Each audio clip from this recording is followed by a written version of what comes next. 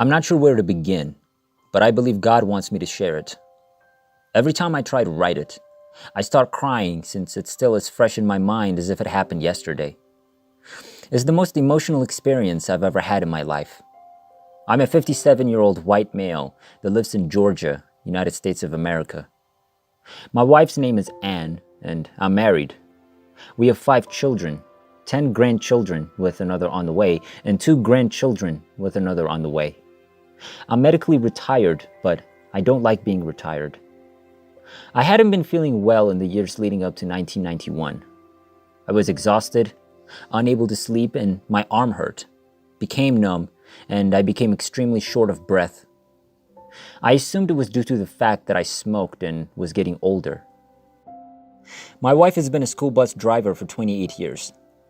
She was on her route at the time. I was at home in the backyard, and we were using an old truck to tow our camper to our spot on a lake in Alabama. Because the paint had faded, a friend of ours painted it both inside and out. I was in the yard, putting on the sun visors, when I felt ill to my stomach. I began to sweat and experienced severe cramps in my chest and down my arm. Like most smokers, I assumed that if I sat down and smoked, it would be gone. I was sorely mistaken. My wife arrived in her bus around that time, parked, and walked up to where I was sitting. Her very first words were, "What's the problem? You're as white as cotton." I didn't want to worry her, so I told her I'd be fine in a few minutes. "Do you want me to call 911? Or do you want me to bring you to the hospital?" she asked again. I stood up and began following her into the home as she opened the back door. I was just inside the door when it appeared that someone had taken a veil and cut off all of my air. I dropped to my knees and rolled onto my back.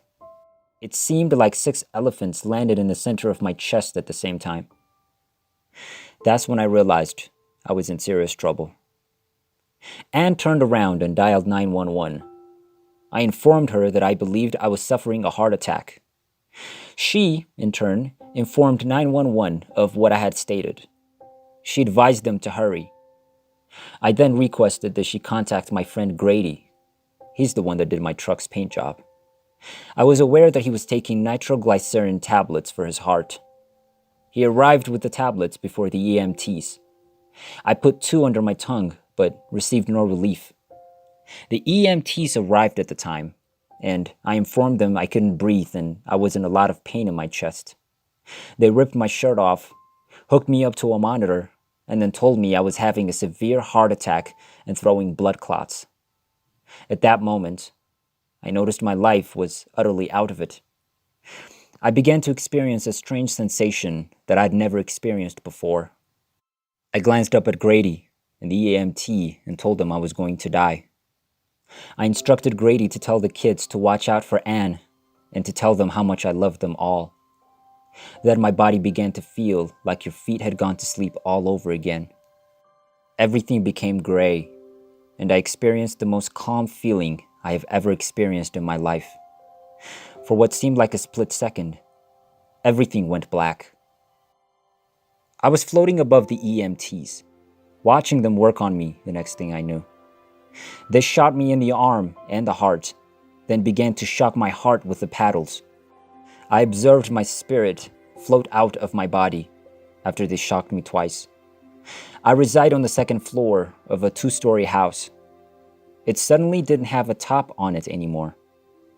I began to float higher in the air. I could see everyone in the home and outside. Grady, my friend, ran outside and was throwing up while holding onto my truck when he realized I had died. I could see him clear as day. Anne, my wife, had to be held by friends who had run over. The EMTs were still working on me. They had requested a backup crew due to my complete arrest. The 2nd crew arrived with a fresh set of charged and ready paddles. Throughout it all, I never felt threatened by death. I started rushing into a tunnel all of a sudden. It was incredibly narrow, with the most magnificent light I'd ever seen at the opposite end. It felt like I was going 100 miles per hour head first. The light was growing closer all the time. It was blindingly brilliant, but it didn't hurt my eyes. Then I went into the light, like you were out to plunge into a pool.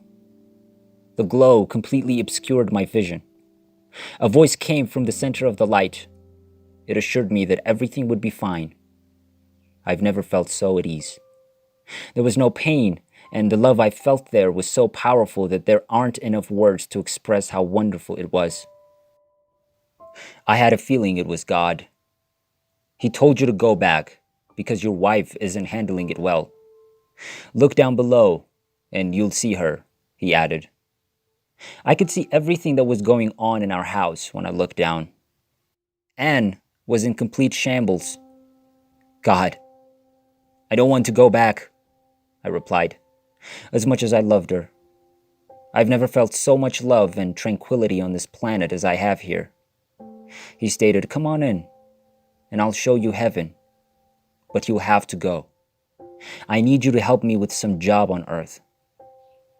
There aren't enough words on the planet to express what God showed me that day, but I'll do my best with the ones I have. There was the most gorgeous gate through which we saw my parents and grandparents, both of whom had died a long time ago. I didn't know this individual, but he told me he loved me as well. They all stated that they were okay and would wait for me to return. We walked in. Everything appeared to be in a single room, but you could see for miles. You'd be somewhere one second and somewhere else the next. There was a lot to see, including the cleanest rivers and streams. The water was absolutely clear. The sky was so blue, and the grass so green that you didn't leave tracks as you walked across it. This is the most lovely music you've ever heard. The flowers were the most stunning I'd ever seen. I didn't notice any folks who appeared to be sick, disabled, or miserable. They said I was dead for 3 to 4 minutes, yet time appeared to stand still in heaven. I'd been there for what seemed like 3 or 4 months. Then God took my hand and said, you must go back for a while. You're welcome to return once your job is completed. Around that time, I was returning through the same tunnel at full speed. The next thing I knew, I was staring at the EMT and seeing my grandson who lives next door. At the time, he was roughly 4 years old. During the excitement, he'd wandered into the room. I left you for a time, didn't I? I asked, looking at them. Fight with us, not against us. We're trying to keep you here, he continued. I was still not afraid of death. I was on my way to the hospital after receiving 23 bullets and getting shocked 3 times. One of the EMTs advised my brother-in-law not to rush to the hospital since I wouldn't make it there alive.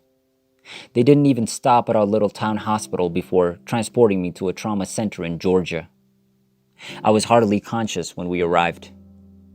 That day, a terrific doctor was on call, but the first person I met was an old buddy who was working as a nurse at the time. I couldn't believe it was you when they called in to speak with the doctor, she explained. She added, when they called in on the radio while driving here, they offered your name and address, and I knew it was you. They told me not to speak, but I told them to tell me the truth. I might want to tell my wife and kids anything before I leave. The doctor told me that it didn't seem good and that he would do everything he could to help. My wife later informed me that the doctor told her the only thing that could help me was a dose of a clot-busting medication. 9 years ago, that shot cost $3,900. She told them not to tell me how much it cost because I would have another heart attack if they did. Even now, the family makes light of it. They gave me the shot and then transferred me to the CCU unit. They allowed my wife and kids to come and go whenever they wanted because they didn't think I'd make it. The doctor told me on the 7th day that they needed to do a cardiac catheter to evaluate how much damage had been done and whether there was anything they could do to help me. I was 95% in the major artery that supplies the left side of the heart and had many minor blockages.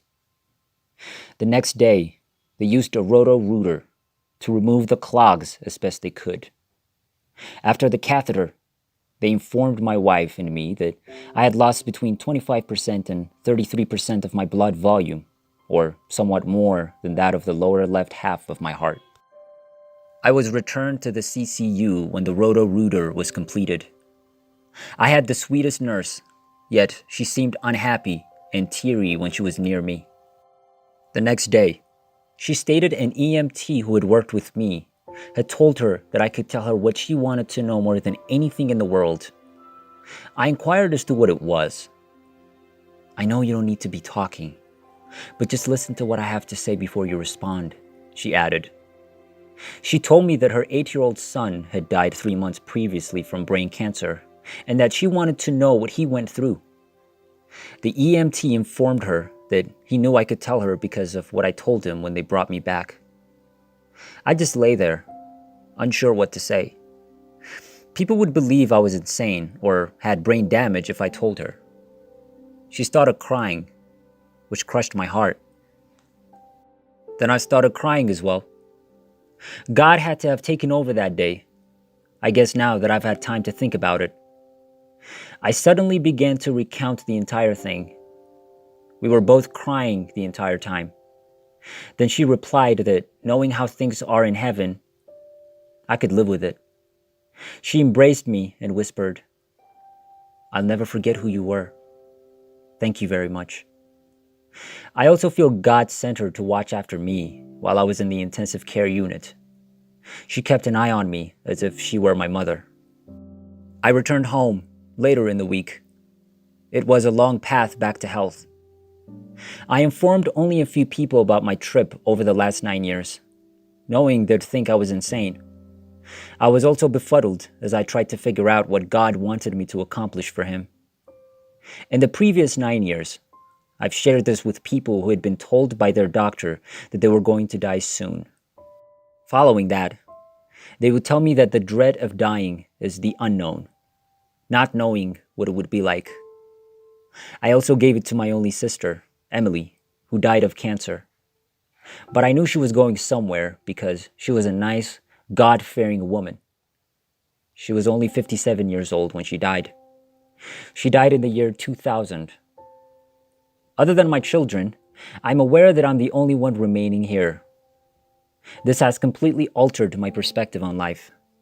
I take each day as it comes and live it as if it was my last. It has lightened my heart, and instead of concentrating about myself, I attempt to serve others. I recently finished Vacation Bible School with 33 young people, ranging in age from 13 to 19 years old and singing in the church choir. Until this year, I had never written anything more than a letter in my life. I've produced 12 poems since then, one about my near-death experience. Every day, I try to conduct my life in a way that pleases God, so that when my time here is up, I can return to heaven. It's fine if you think I'm insane. Some people will believe whatever you want them to believe. I'm hoping that by sharing this, it'll make it easier for someone to cross over to the other side when the time comes. I'd like to use this opportunity to thank God for every extra day and year He's given me. I'd like to express my gratitude to every one of the EMTs who work for County EMS. I'd like to thank the doctors as well, and all the nurses that looked after me. Please, God bless you all,